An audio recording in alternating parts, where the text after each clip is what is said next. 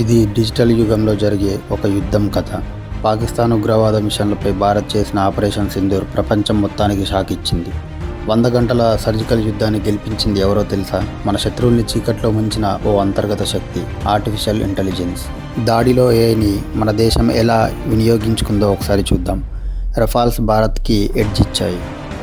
Scalp లాంటి long range missiles నింగిలోంచే నిప్పులు చిమ్మాయి. Pakistan, China రాడార్లు కళ్ళు మూసుకున్నట్టు అయిపోయాయి. ఎందుకంటే ఏఐ ఆధారిత ఎలక్ట్రానిక్ వార్ఫేర్ సిస్టమ్ వాటిని ఎలక్ట్రానికల్గా గుడ్డివాళ్ళని చేసింది.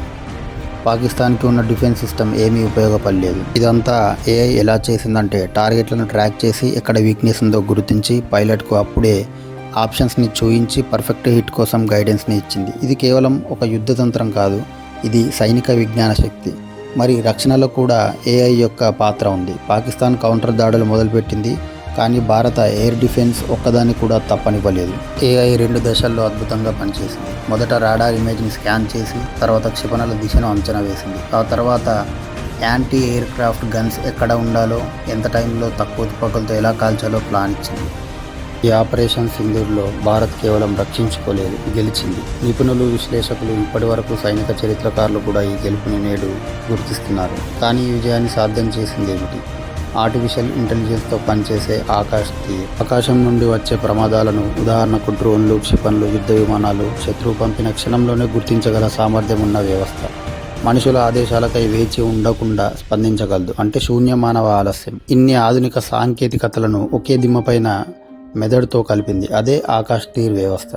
మీరు చూస్తున్న వాహనం కేవలం ప్రయోగ వేదిక కాదు, అదే మొబైల్ కమాండ్ సెంటర్. రియల్ టైంలో అసాధ్యమైన లెక్కలు వేస్తుంది. ఇది Bharat version of iron dome, కానీ దీనికి బహుశా దానికంటే మెరుగైంది అని భావిస్తున్నారు. అమెరికాలోని మోడర్న్ వార్ఫేర్ ఇన్స్టిట్యూట్కి చెందిన జాన్ స్పెన్సర్ స్పష్టంగా చెప్పారు, భారతదేశ స్వదేశీ టెక్నాలజీ చైనా, టర్కీకి మించిన పనితీరును చూపించింది అని. చైనా సిస్టమ్స్ విఫలమయ్యాయి. టర్కీ డ్రోన్లను ఆకాశ్ తీర్ మోసం చేసింది. అమెరికా సరఫరా చేసిన పాకిస్తాన్ రేడార్లు, ఏడబ్ల్యూఏసీస్ కూడా భారత స్టెల్త్ డ్రోన్లను గుర్తించలేకపోయాయి. ఏఐ మెదడు, డ్రోన్ల గుంపులు, స్టెల్త్, వెంటనే స్పందించే శక్తి, మొబిలిటీ, మొత్తంగా ఇది థియేటర్ కమాండ్ సిస్టమ్. కేవలం రక్షణ కోసమే కాదు, ఆధిపత్యానికి. మరింత ఆశ్చర్యకరం ఏమిటంటే ఇది పూర్తిగా భారతదేశంలోనే తయారైంది. అంటే విదేశీ చిప్స్ అవసరం లేదు. అమెరికా, రష్యా, ఇజ్రాయెల్ మీద ఆధారపడాల్సిన అవసరం కూడా లేదు. డిఆర్డిఓ, బిహెచ్ఎల్, ఇస్రో కలిసి రూపొందించిన భారతదేశం యొక్క సొంత ఏఐ ఆధారిత వాయుసేన రక్షణ వ్యవస్థ ఆకాశ్ తీర్.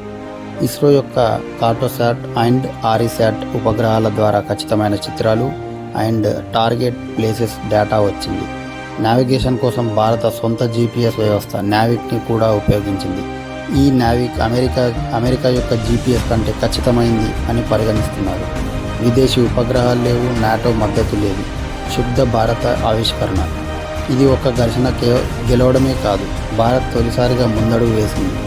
ఇప్పటి వరకు ప్రపంచాన్ని అనుసరించిన భారతదేశం ఇప్పుడు ప్రపంచమే మన వెంట పరిగెత్తేలా చేస్తుంది. ఈ యుగంలో యుద్ధాలు కేవలం సైనికులతో కాదు, డ్రోన్లు, డేటా, స్టెల్త్లో జరుగుతున్నాయి, ఏఐతో జరుగుతుంది. ఈ రంగంలో భారత్ నిశ్శబ్దంగా నాయకత్వం వహిస్తుంది. ఇజ్రాయెల్ కూడా త్వరలో మనల్ని అడుగుతుంది, ఈ ఆకాశ్ తీర్ డ్రోన్లు కొంచెం మాకు అమ్ముతారా అని. అంతటి అడ్వాన్స్డ్ ఆకాశ్ తీర్ని భారతదేశం సొంతంగా రూపొందించింది. ఇది ఒక భారతదేశం తన శత్రువులను కాదు, తన ప్రజలనే ఆశ్చర్యపరిచిన సంఘటన. ఇంత శక్తివంతమైన సాంకేతికతను భారత్ అభివృద్ధి చేస్తుందని ఎవరూ ఊహించలేదు, కానీ ఇది సాధించబడింది.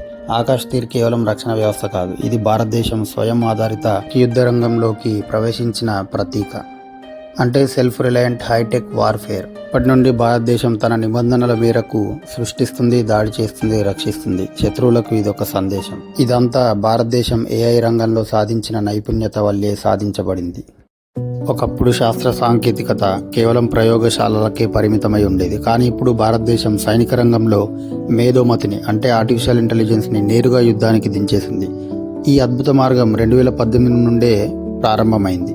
అప్పట్లో భారత రక్షణ మంత్రిత్వ శాఖ ప్రత్యేకంగా 2 టీంలను ఏర్పాటు చేసింది. దాని లక్ష్యం ఏఐని, మేధోమతిని సైనిక శక్తిగా మలచడం. ఇప్పటి వరకు 40కి పైగా ఏఐ ప్రాజెక్టులు విజయవంతమయ్యాయి.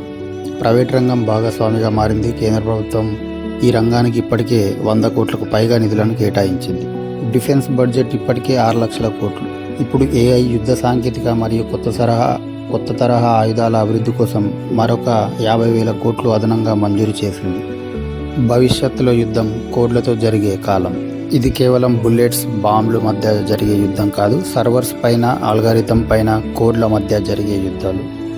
ఈ యుద్ధంలో 1 నిమిషం ఆలస్యమైన శత్రువుపై ఆధిపత్యాన్ని కోల్పోతాం. అయితే ఇది ఆరంభం మాత్రమే. ముందు ఈ ఏఐతో కూడిన భారత శక్తి ప్రదర్శన ఉంటుంది. అసలు ఏంటి ఆర్టిఫిషియల్ ఇంటెలిజెన్స్? మానవ చరిత్రలో ఎన్నడూ లేనంత వేగంగా అభివృద్ధి చెందుతున్న శాస్త్రం ఈ ఆర్టిఫిషియల్ ఇంటెలిజెన్స్. మనిషి అభివృద్ధిలో మనం ఇప్పుడు పాప్కార్న్ మూమెంట్లో ఉన్నాం. అంటే భవిష్యత్తును ఊహించగలగడం, మన కళ్ళకు కనిపించిన వాటిని తెలుసుకోవాలనే ఆ తపన, మనకు తెలియని వాటిని అన్వేషించే ఆసక్తి. ప్రయాణం ఒక సాధారణ వంటగదిలో మొదలవుతుంది. మీరు మీ స్నేహితులతో కలిసి పాప్కార్న్ తయారు చేసుకోవడానికి వంటగదిలోకి వెళ్తారు. మైక్రోవేవ్ కాదు, ఇది పాత పద్ధతిలో. ప్యాన్, కొద్దిగా నూనె, పాప్కార్న్ గింజలు. స్టవ్ ఆన్ చేస్తారు. మీరు మీ స్నేహితుల్ని అడుగుతారు ఇంకెంత టైం పడుతుంది. వారిలో కొంతమంది ముందుగానే చెప్తారు ఇంకొంచెం టైం అయిపోతుంది, 1 నిమిషం 2 నిమిషాలు, ఇంకా ఏం జరగలేదు. కొందరు నిరాశ పడతారు. అప్పుడే వెళ్ళి వెబ్సైట్లో చూస్తారు, ఆర్ వికీపీడియాలో చూస్తారు 180 degrees వద్ద పాప్కార్న్ పుడుతుంది అని. కానీ మీరు మీ ఫోన్ తీసుకొని మీ చేతిలో ఉన్న మీట్ థర్మోమీటర్తో ఆయిల్ వేడి ఎంత ఉందో చూస్తారు. 150, 151, 152 అలా. ఇప్పుడు మీ అంచనా సరైనది అవుతుంది, ఇంకో 30 సెకండ్లో మొదలవుతుంది అని. అలా చూడగలిగితే అది ఆర్టిఫిషియల్ ఇంటెలిజెన్స్. ఇది ఎక్స్పోనెన్షియల్ గ్రోత్. ఇది ఒక టిప్పింగ్ పాయింట్. మనుషులు ఇప్పుడు అటువంటి టిప్పింగ్ పాయింట్ దగ్గర ఉన్నాం. మనం జన్మించినప్పటి నుండి అన్నీ నేర్చుకుంటూనే ఉంటాం. నడవడం, మాట్లాడడం, భావాల్ని వ్యక్తపరచడం, పనులు చేయడం, ఇదంతా మన జ్ఞానంతోనే సాధ్యమైంది. కానీ ఇప్పుడు మానవ చరిత్రలో తొలిసారి కంప్యూటర్ మనలాగే ప్యాటర్న్ రికగ్నిషన్ చేయగలుగుతుంది, మనలానే ఆలోచించగలదు, మనలానే సహాయపడగలదు. ఇది జ్ఞాన విప్లవానికి ఆరంభం. ఏఐ మన శత్రువు కాదు, అది మనకు సహాయకుడు. 3 దశల్లో మనం ఏఐని వర్గీకరించవచ్చు. 1 నారో ఏఐ, ఒకే పనిని చేయగల యంత్రాలు, లైక్ రోబో క్లీనర్స్, స్ట్రీమింగ్ సలహాలు ఇలా. ఇంకొకటి జనరల్ ఏఐ, మనలాగే అనేక పనులు చేసే సామర్థ్యం కల యంత్రాలు. చాట్ జీపీటీ ఈ వైపుగా అడుగు వేస్తుంది. 3వది సూపర్ ఏఐ. ఇది భయంకరమైన దశ. అంటే మానవుల కంటే 10,000 రెట్లు తెలివైన మెషిన్లు. ఇది సైన్స్ ఫిక్షన్ సినిమాల్లో చూసిన విలన్ రోబోట్ల దశ. Image generation, natural language processing, video creation, health care వంటి రంగాల్లో ఇప్పటికే అద్భుతాలు సృష్టించింది ఏఐ. 2030 భవిష్యత్తులో మన జీవితం ఎలా ఉంటుందో ఊహించగలరా? ఇది గమనించాల్సిన కొన్ని మార్పులు. మానవుల మాదిరి ఏఐ ఆలోచించగల స్థాయికి చేరుకుంటుంది. హెల్త్ కేర్, ఫైనాన్స్, మ్యానుఫ్యాక్చరింగ్ అన్ని రంగాల్లో విప్లవాత్మక మార్పులు వస్తాయి. డాక్టర్ల స్థాయిలో వ్యాధులను గుర్తించే శక్తి ఏఐకి వచ్చింది.